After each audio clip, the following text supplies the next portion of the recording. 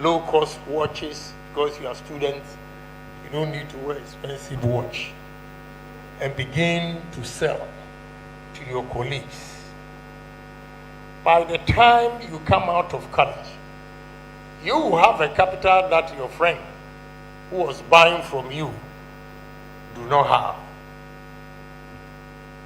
Again, it doesn't come on a silver platter. You have to be hardworking. Without that, you are not going to make it. We have colleagues who work for 40 hours and they are content.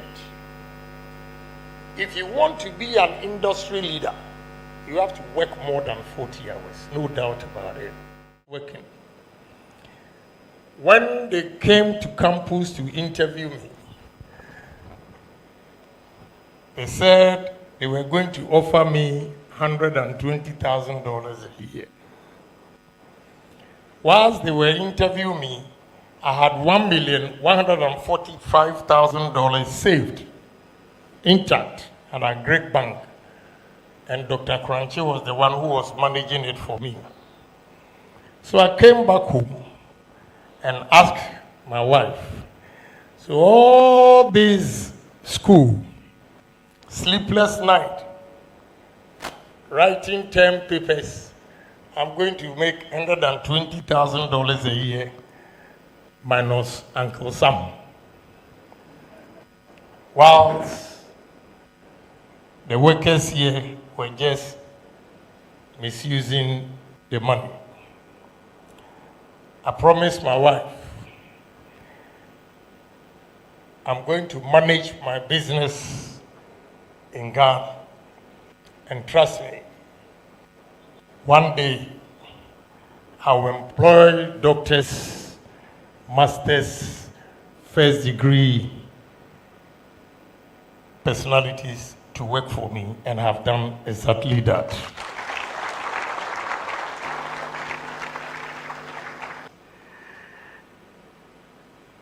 At this point, permit me to appreciate those who have supported this particular program. And it is best done when you are able to do this at the peak moment.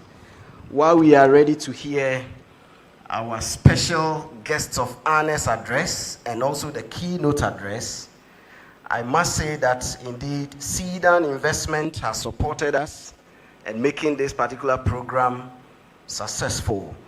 Honorable Kennedy Agyapong, Nana Kumia, Samuel Dankwa, and also the University of Ghana, especially College of Humanities. They've all supported us. Please, let's give all these sponsors a big round of applause. And also we want to appreciate our media partners who are here. I see all of them here. Please, let's give them a big round of applause in appreciation of what they have done for us. At this point, let me patiently introduce our special guest of honor who is in our midst. In the marriage of Anansiwa, there was a statement that chiefs deserve their appellations, and hard work must be duly appreciated.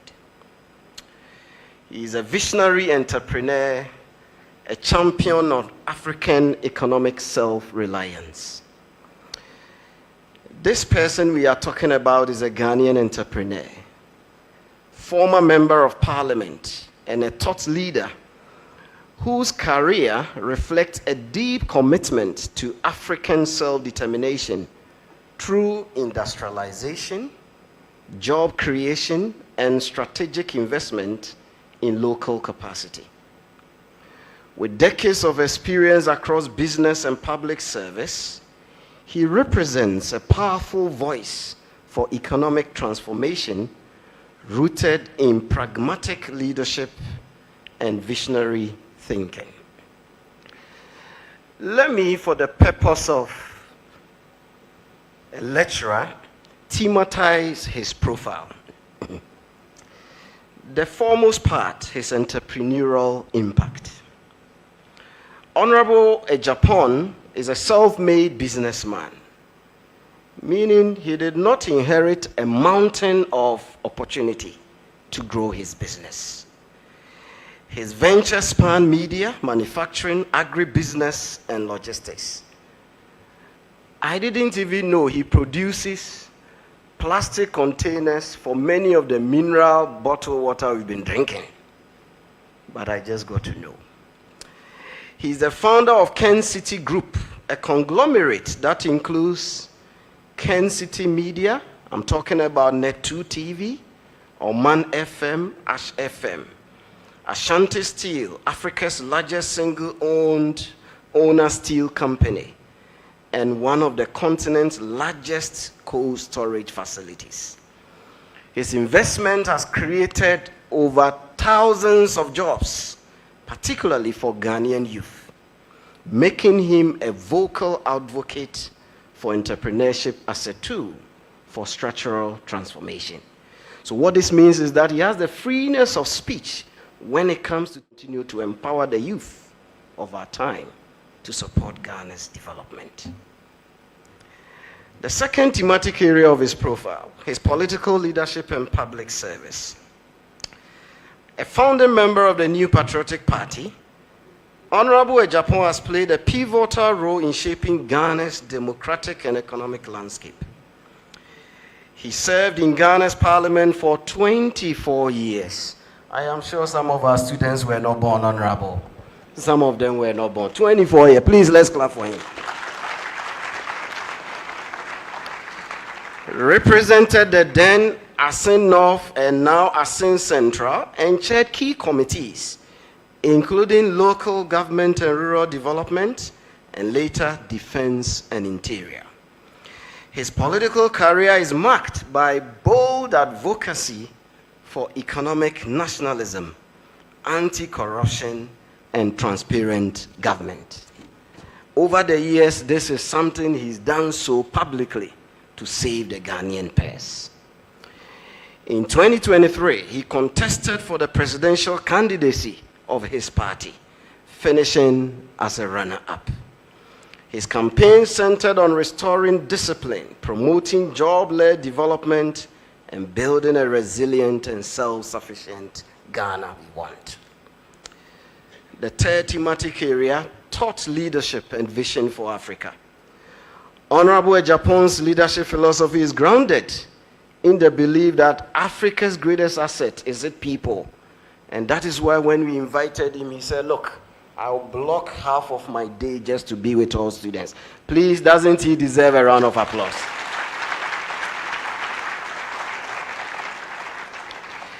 He has consistently articulated a vision of Africa that is self-reliant, productive, and globally competitive, anchored by local solutions to local challenges.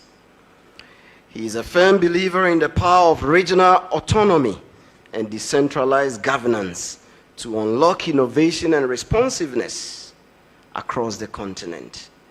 His lived experience as both entrepreneur and legislator makes him an authoritative voice on the intersection of governance, economic growth, and youth empowerment. Let's look at another important aspect of him, social impact and philanthropy. And Honorable, as I read this one, please, we want to put concrete on this conference. And I am sure as I'm going to talk about another thematic area of him, social impact and philanthropy, Madam Dean is usually shy. She's not saying she needs a vehicle to promote the internship and practicum of the School of Social Science. But I have said it before reading this thematic area. From education to healthcare, Honorable Agyapong has invested extensively in social development. He has personally funded the education of hundreds of students, supported health initiatives, and provided infrastructure to underserved communities. And always his focus is on dignity, opportunity, and long-term impact. Known for his candor, patriotism, and fearless pursuit of change, Ken continue to inspire new generation of African leaders determined to shape the continent's future. And you are the latest addition he wants to impact. As a philanthropist, He's built a $6 million cardiotherapy center at 37 Military Hospital.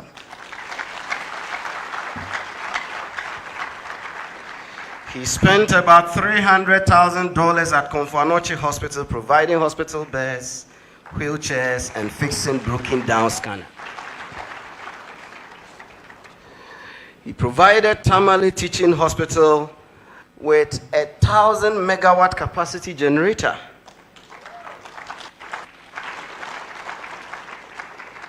He has about 16 companies in all, as I have mentioned.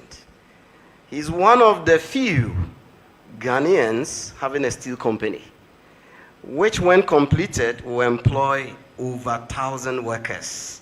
And this will add up to the thousands, the over 7,000 workers he's already employing. He has the biggest cold store in Africa with 61,000 tons. And that certainly empower him to give more. And so, Madam Dean, I have channeled our needs to this philanthropist. Please, with a resounding applause, if you clap the loudest, it will touch the hearts. Let's give him a standing ovation and welcome Honorable Hon.Kennedy Agyapong.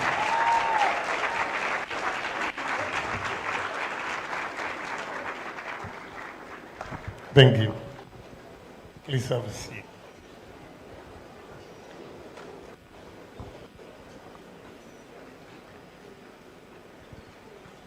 Good morning, distinguished guests, faculty, students, and esteemed colleagues. It is indeed an honor to stand before you at the 2025 Student Industry Conference. I begin by acknowledging Professor Mavis Dakunjeke, the Dean of Social Sciences, for her unwavering leadership. Professor Joseph Autori Yaro, Chairperson and Provost of the College of Humanities, for his tireless pursuit of academic excellence. My young man, Mr. Banasco Seiduno, our keynote speaker and a trailblazer in digital education. Dr. Collins Bedu Ajaman, our scholarly moderator. And finally, to all faculty members, staffs, and students, I say good morning to you all. Indeed, I'm honored as a poor soul, born and bred at a village not in the map of Ghana, to be called upon or invited last night, and I told them, you have academicians, professors who can do this job better. So if you limit me to the academic work, it will make no impact or any difference. And when I got here, what the provost said, I said, oh boy, I have to go back. So I'm going back to the old style. I believe that is why the auditorium is filled. I want to give you my background for you to see how lucky you are to be here today. I was born and bred at a village in central region called Asin Dompim. I went to Adisado College from that village. From there to Winneba, sixth form, and after sixth form, I went to Germany. In Germany, I was washing plates and also cleaning shops known or called Promat shop in Hamburg. From there, I saved money and went to America. And in America, I first worked at Zaro Bakery. Then I got a gas station.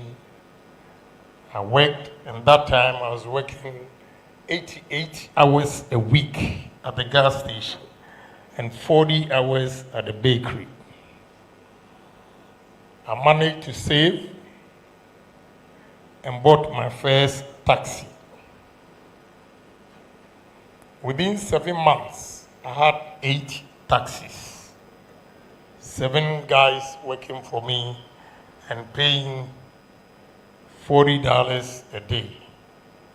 So I was making $280 from the drivers, and I was also saving 100. It means I was making $380 a day. There I managed to buy a house at East Legon for my parents, because my stepfather was an ex-military officer. He didn't save money for the rainy day. So when he went on pension, he had no place to live. They allowed him to stay at his bungalow for 6 months, and they threw them out. When I heard of the news, fortunately, Mr. Zuma Nelson and his manager were in America. So I gave them my first $16,000 in 1988 to deposit on a property for them. And Mr. Asa was very honest. He did that. The actual cost was $24,000. So after the deposit, I gave the rest of the money. That's how they moved. I went on doing business, and I decided to go to university. Why you are lucky is when they said 24 years in parliament, says some of you were not born. I went to university at the age of 33. I had a daughter and a son before going to university, Fordham University in New York. Let me tell you, I had my business here, and going to school over there, the level of dishonesty, my business was near collapse. So the 3rd year going to 4th year, I stopped the university, because Fordham University, I was the best economic student.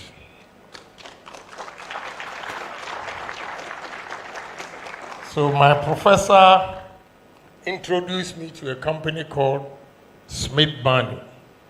It was Solomon and Solomon, now Smith Barney. That is where Bloomberg was working. When they came to campus to interview me, they said they were going to offer me $120,000 a year.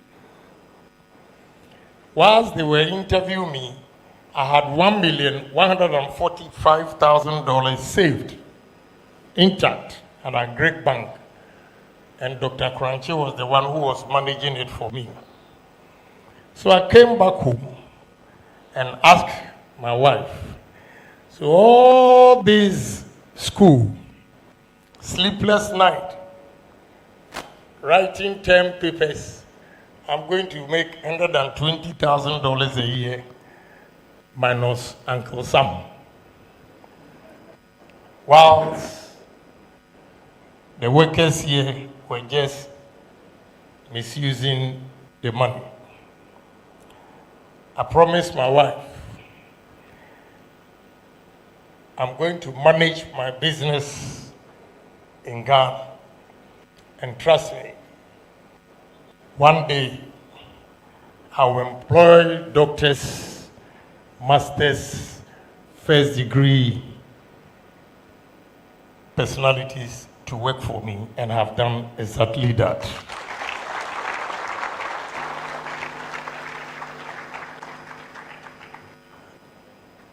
Today, you can use your IT, the digital technologies and all those things, to do something better than what I was doing, because when I was in secondary school, where I got the business trades, was that I didn't feel shy, because I was born and bred in a poor home, and all I did was, my mother was trading, or a trader, selling on a small table at Okanshi.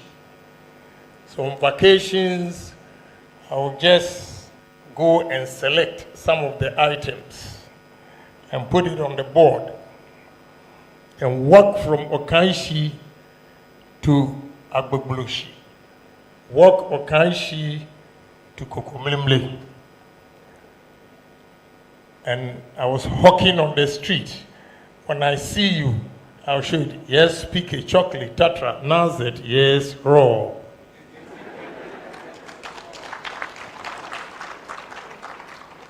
You know, at Sadra College, you have affluent kids, because they are from affluent homes. But we were poor and underdogs. Sometimes I see my friends on vacation at the airport, going to London, Europe, then I'll be selling at the airport. But here we are today. You know, low-cost watches, because you are students, you don't need to wear expensive watch, and begin to sell to your colleagues. By the time you come out of college, you will have a capital that your friend who was buying from you do not have. Again, it doesn't come on a silver platter. You have to be hardworking. Without that, you are not going to make it. We have colleagues who work for 40 hours and they are content. If you want to be an industry leader, you have to work more than 40 hours, no doubt about it.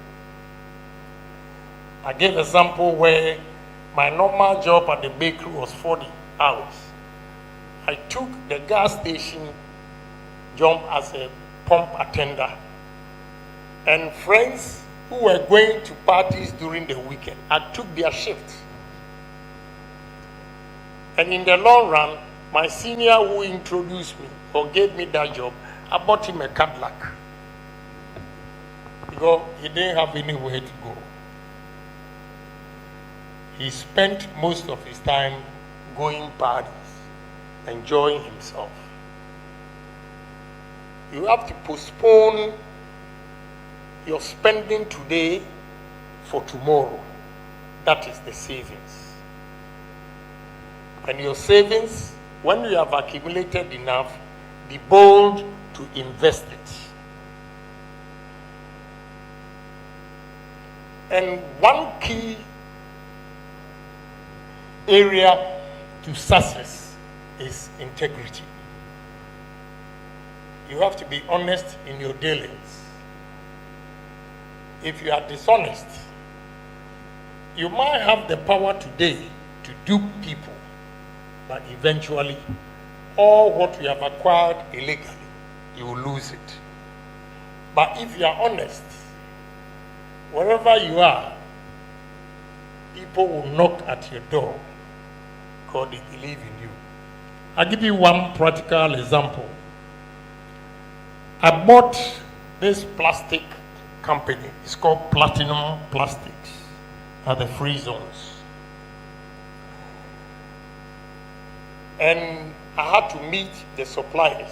So they came from Belgium, Dubai. And one lady from Belgium told me that I hear you're a very good man and you are very strong, influential. I want a favor from you. I said, go ahead. And she said she has supplied materials to a gentleman to the tune of $70,000. And for 2 years, he has not paid. He has checked all the records. He's cleared the goods from the port. And the gentleman keeps telling him that he was not able to clear the goods. What I realized was that all the agents, they know each other. So now he has passed on the information to other competitors. And now the guy is blocked. Second example, I have a company, I supply heavy duty equipment to mining companies. A gentleman, I bought 16 ADTs, cost $7 million, which I paid cash, no credit. This gentleman took the machines and he never paid.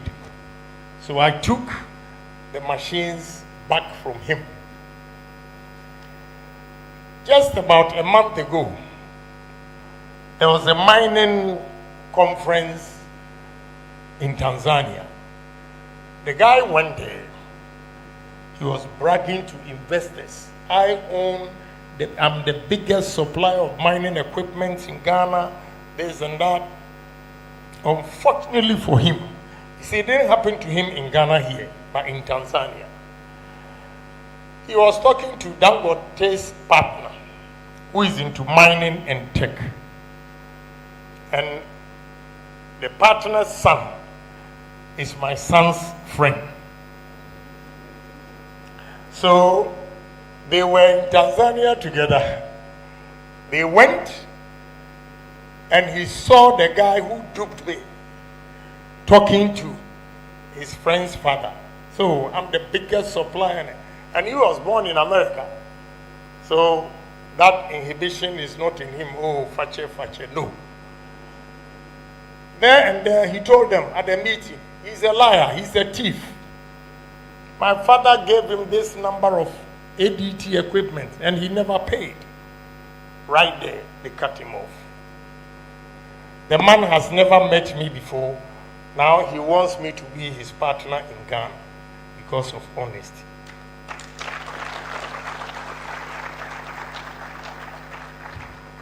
So it's very, very important if you want to succeed in life.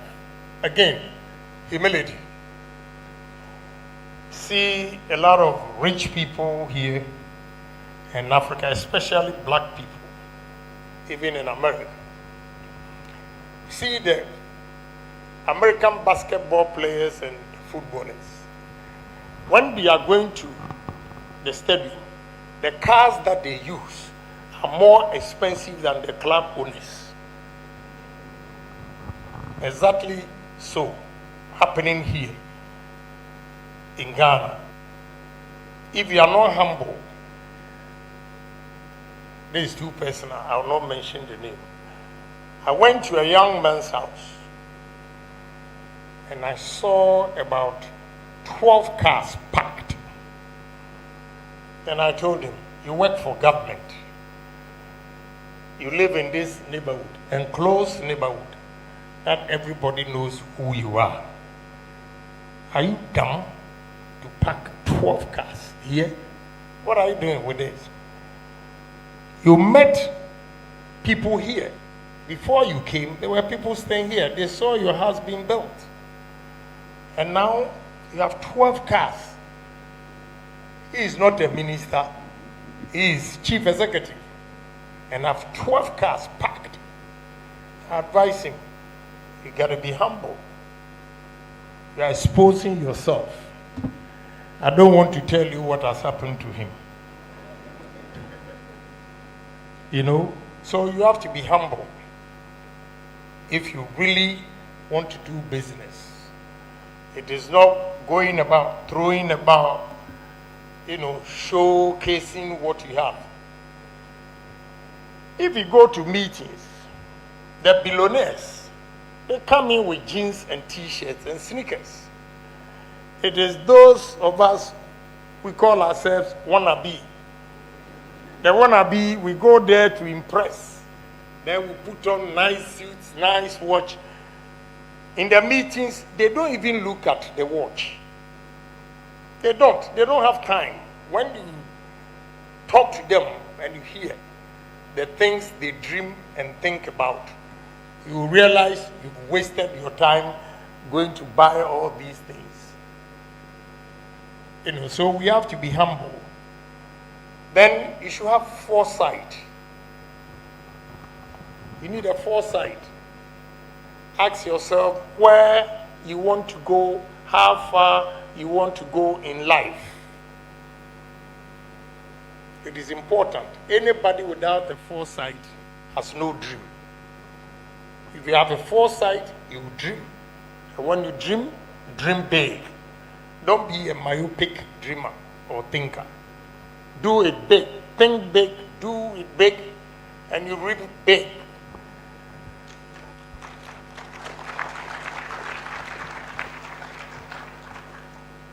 Even when I was young, my mother, anytime I go and do something, oh, Kwame, wait there. By the time she is advising me not to do it, I have already done it and paid for it. So you should have a foresight. Then cooperation. This time, you are young. You have to link up with friends, set up a company together. When you put your capital together, you'll be able to come out with a good company than one person starting from beginning. Unfortunately, this side of the world, partnership don't work, but we have to make it work because that's how others have made it.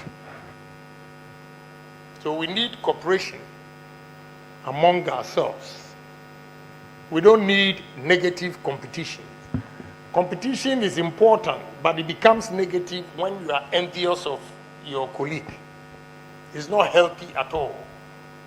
So these 7 things I've told you: vision, courage, integrity, humility, foresight, and the last one, you have to stay focused. There will be distractions, whether natural or artificial. If you look at the economic trend, because of America and the rest of the world trade tariffs, it is something that you did not foresee that it will happen, but it has happened. You don't have to be discouraged because of what is happening, but stay focused. You aim at a level that you want to attain.